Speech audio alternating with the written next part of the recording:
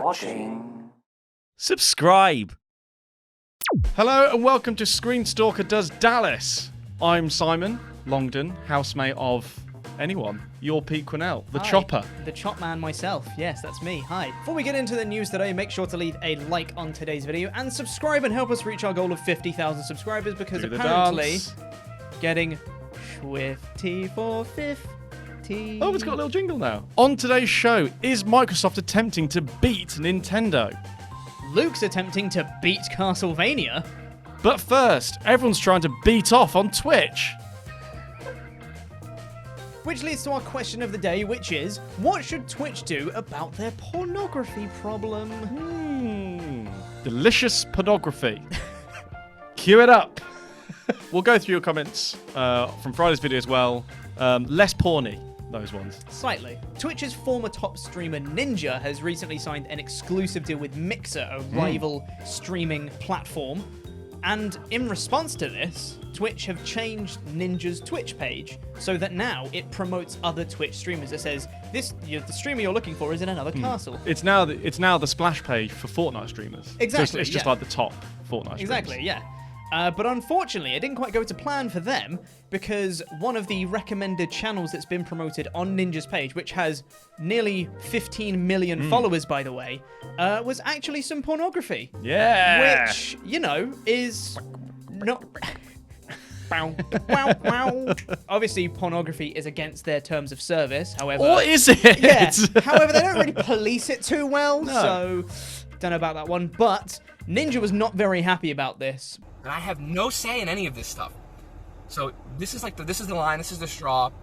We're trying to get the whole channel taken down to begin with. So for anyone who saw that, for anyone whose kids or who just didn't obviously want to see that, I apologize and I'm sorry. But Yeah. they've had a problem with people streaming pornography, like actual pornography, for a while. Twitch are just quite bad at policing their platform as a whole.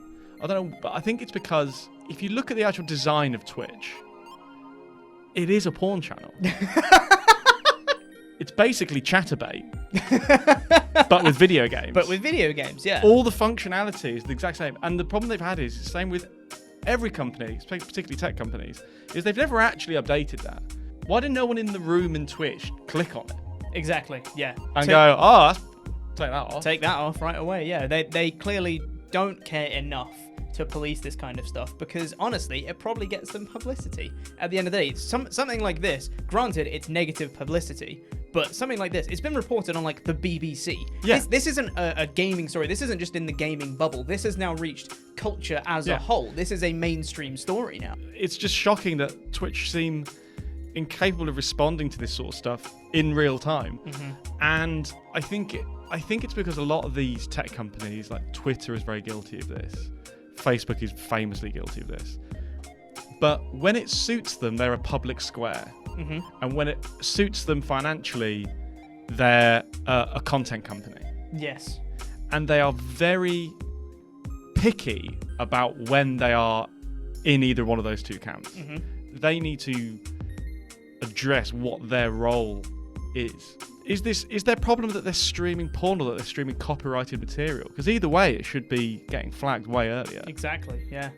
Even if it wasn't porn, the fact it's not Fortnite and it's copyrighted material and it's still made it to the number one Fortnite stream is still a bad thing. There are so many regardless. things this should have flagged. Exactly. Before. I just don't understand how their system didn't pick this up. I mean, it's not like it races to the top in 3 seconds. I assume moderators at Twitch are watching the Fortnite page. Yeah, you'd think. Their biggest game. So Twitch did actually apologize eventually for this, reacting much slower than Ninja or anyone else for that matter. The Twitch chief executive Emmett Shear said he wanted to apologize directly to Ninja, and he said the lewd content that appeared on the Ninja offline channel page grossly violates our terms of service. We've permanently suspended the account in question. We've also suspended recommending other channels on Ninja's page while we investigate how this content came to be promoted. I feel like it's quite easy to see how this content has been promoted because someone streamed it and everyone watched it. Yeah. And also, this has happened loads of times. Yeah. This isn't a new thing. Right. This is the first time it's happened on a channel as big as Ninja's. For sure. But it's not the first time it's happened. No, not even close. No, and it won't be. It's happening now. Yeah. Like, this is the issue they've got. They seem to be unable to stop people live streaming copyrighted content and porn. This is part of a larger thing of Twitch losing their sort of grip. It's very rare that the first thing is going to be the most lasting, best thing. You know? There were other things that weren't Facebook. There were other things that weren't even Google, or YouTube. And Twitch is kind of the last of the big areas of the internet in which the first thing was still around in a really big way. Yeah. So now the competitors are coming through, and they're going to supersede what has come before it. Yeah. So.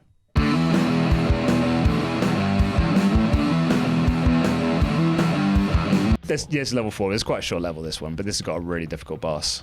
Oh, look at this. This is so well practiced. Holy water. Right. I want that. Want the holy water. That is going to win me this level. So the key to this, though, however, is that I can now not die once I get past the next screen. Oh, okay. Instant karma. Yeah, I can't die once you get onto the next screen, because then there's no chance to get the holy water back, and that way you can't, you can beat the boss, you can beat the Frankenstein and Hunchback, but it's just much, much harder.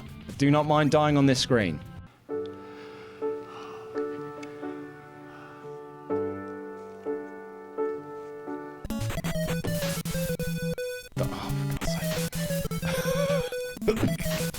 Frankenstein.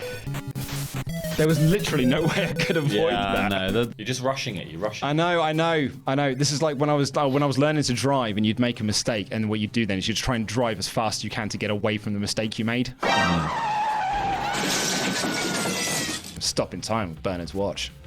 Got Bernard's watch. Not doing all the things that Bernard did, like shoplifting, women, looking up people's skirts. It'd f you up being Bernard from Bernard's watch. Oh, there we go. He's across. Right, now I'm into the tough bit. Now, your screen. Do not want to die here. Do not want to die until the end of the level now.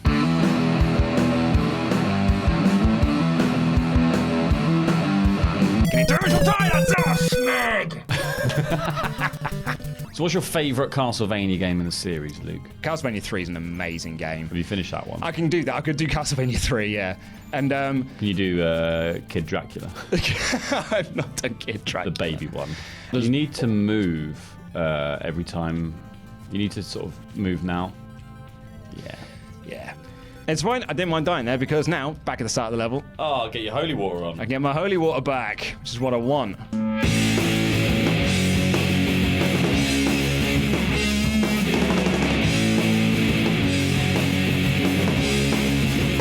Here we go. Look at this, mate. Absolutely caned it through that time.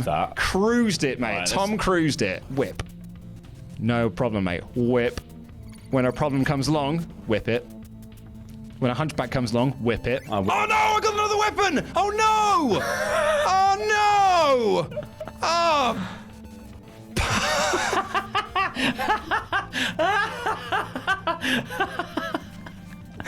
Oh crap! Dang it! He's too busy saying whip it, that's why. That little dick dropped a weapon. You're not meant to drop weapons. Oh. Well, you can use some of it here on this guy to get to your beef. Look how much health I've got. I would have totally made it to the end of this level. No issues whatsoever with the goddamn holy water. Look how easily I got rid of him. Well, the axe might hit the little hunchback lad. It might do. I don't think I've ever done this battle with an axe before. God, there's always time to learn. 20 years and you ever tried a different thing. Yes, look at this. This will get him. Yes, look. Brilliant. Just keep doing that. Get out of there, mate. It's going to hit you. Yes, now. Axes. Got him, got him. Come on, mate. Ah! Okay, dodge. Ooh, get out there. That does so much damage when they touch you. Fucking hell. Well, you're throwing those way too early. Go on. There you go. Now jump. You have to do more dodging this time because of the... Yeah? Oh, look at that. What bad controls. Yeah, that's it. Stay there, you little bitch. Oh, look at this. After 20 years, he learned to play. Oh my god! Ah! Go on. Yeah!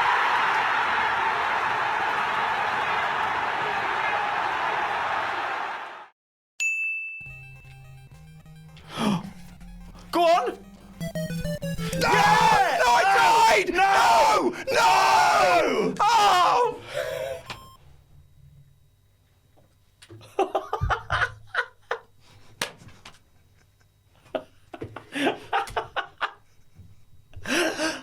Oh no! So unfair!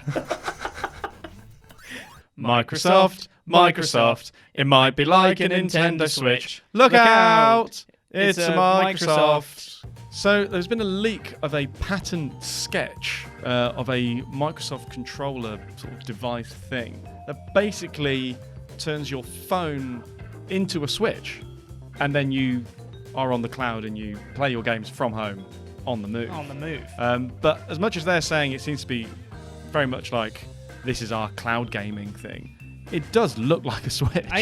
I mean, if you look at the sketches, it looks like a Switch. It's got Yeah. two controllers that you put in on the sides, like a Switch. The only difference is you're using your phone instead of a screen to do your games. But it's definitely a Switch. It Yeah. really looks like a Switch. Yeah, these like patent drawings, they are literally just like sketches.